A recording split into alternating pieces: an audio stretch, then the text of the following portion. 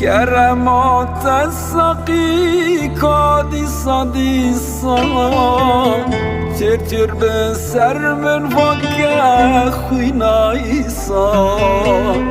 شکرمات السقی کادیسا دیسا تیر تیر به سر من واقع خوینا ایسا جبو برینم شاشان و بیسان یکل مزگفتو میخانه و کینیسان جبو ببخشینم شاشان و بیسان یکل مزگفتو میخانه و کینیسان شکرمات ساقی وری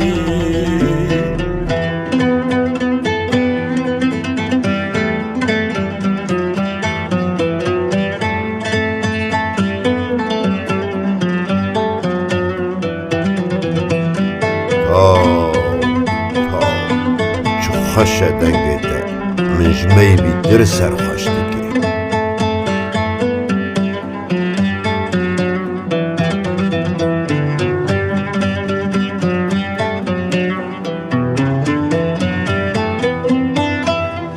برسم پرسن جد لبراستی بهونه مرسته نوین بمستی برسم پرسن جد لبراستی بهونه مرسته نوین بمستی بشینن لناف بر حفد و اوینه عبروشا و خواداولو نخواستی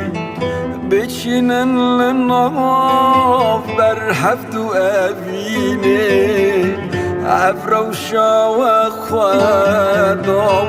نخواستی شکرمات ساقی وری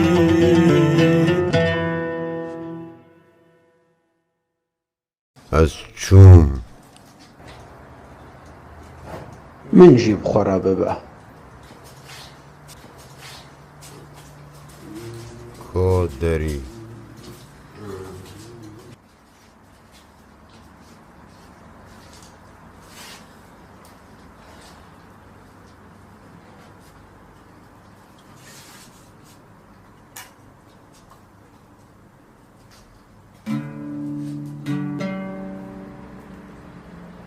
مشوی چه آقا خوش کرد